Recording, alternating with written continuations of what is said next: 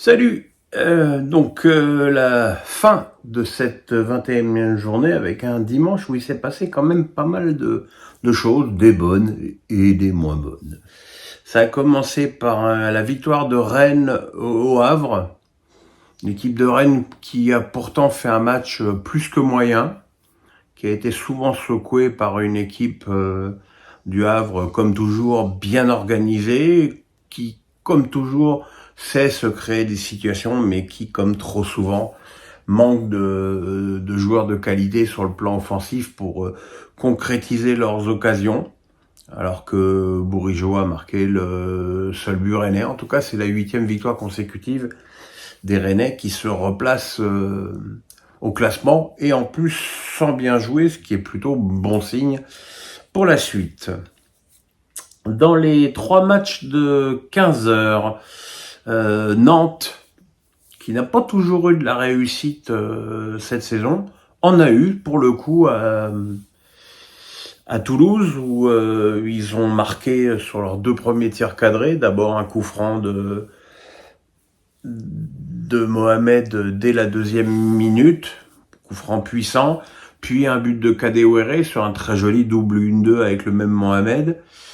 Et l'équipe de Toulouse, qu'est-ce que vous voulez que je vous dise? Moi, depuis le début de la saison, je dis que je suis inquiet pour cette équipe, que je trouve qu'il n'y a pas beaucoup de qualité dans cette équipe de Toulouse. Et voilà, et ça a encore été confirmé, même si évidemment, au fur et à mesure du match, les Nantais ont laissé le ballon aux Toulousains, qui ont poussé, qui ont centré, qui ont fini par réduire le score par une jolie tête de Dalinga, mais c'est pas suffisant et Toulouse n'a pas fait fructifier sa victoire à Reims de la semaine dernière et continue à plonger au classement. Alors une équipe qui, elle, se redresse bien au classement, c'est Lorient, qui était pourtant totalement moribond et qui, par le truchement d'un bon mercato d'hiver, a signé sa 2e victoire consécutive après celle à Metz la semaine dernière. Une fois de plus, Bamba, qui est vraiment la belle surprise de ce mercato, a marqué son 3e but.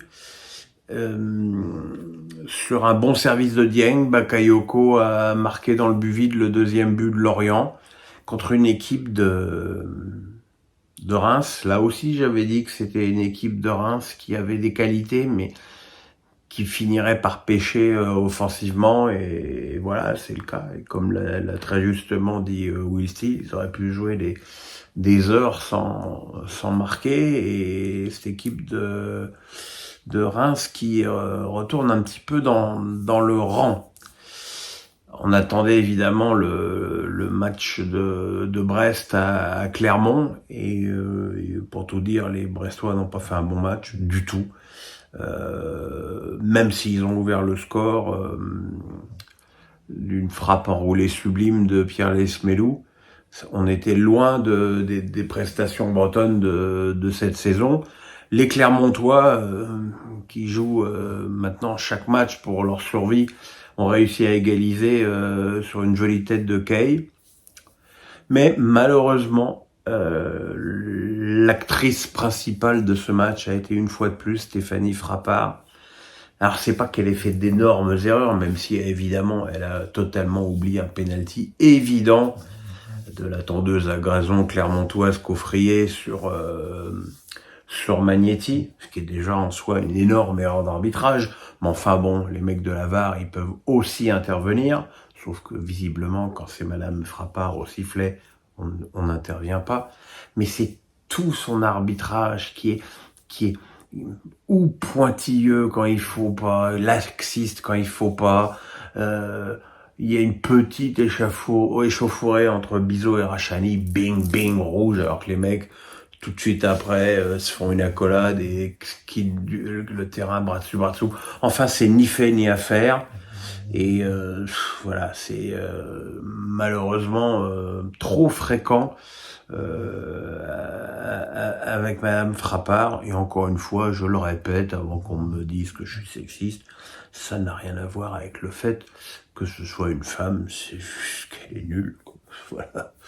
À 17h, Lyon a renversé un match pourtant bien compromis à Montpellier qui avait ouvert le score sur le seul ballon où ils avaient à peu près existé d'une tête de Nordin au milieu de la première période. Mais voilà, malgré une domination assez stérile, les Lyonnais étaient vraiment pas dans le coup et il a fallu tout le poids du coaching de Pierre Sage et aussi de faire rentrer de nouveaux joueurs pour modifier le visage de cette équipe de Lyon. Alexandre Lacazette a égalisé d'un tir sans angle. Heureusement qu'il est là, Lacazette. Et Cacré, d'une frappe du gauche, aussi inattendue que magnifique, a donné la victoire à une équipe de Lyon qui commence à prendre ses aises avec le bas du classement, ce qui est loin d'être le cas de Montpellier, qui, comme Toulouse, plonge de plus en plus au classement et qui ferait bien de commencer à se méfier vraiment. Et puis ce soir, on a eu droit à un super derby de la Côte d'Azur entre Nice et Monaco, que Monaco a gagné à ma grande surprise. Quand je dis à ma grande surprise, parce que quand tu vois le niveau des Monégasques à Rouen, équipe de nationale jeudi, et que tu les vois ce soir, c'est pas la même équipe. Hein, c'est assez incompréhensible comme montagne russe. Hein, c'est à n'y rien comprendre.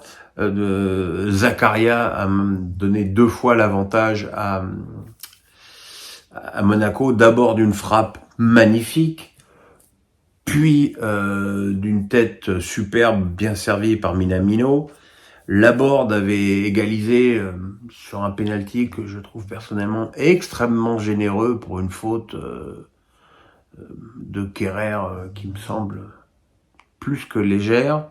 Ensuite, Monsieur Vatelier, que pourtant pas non plus nul des sifflets, a pour moi expulsé Dante de façon très injuste, parce que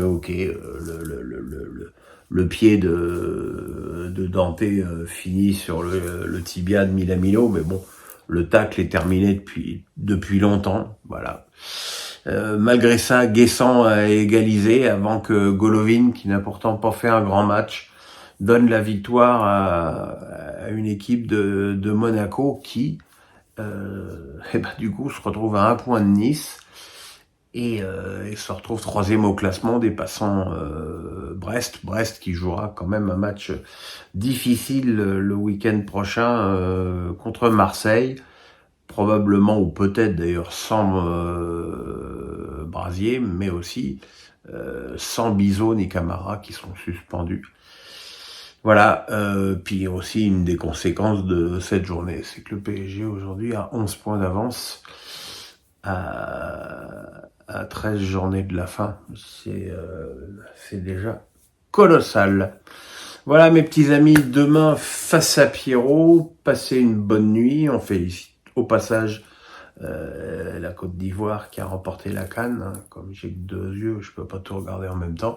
Je vous embrasse, à demain pour face à Pierrot. Le pouce, on s'abonne, bye.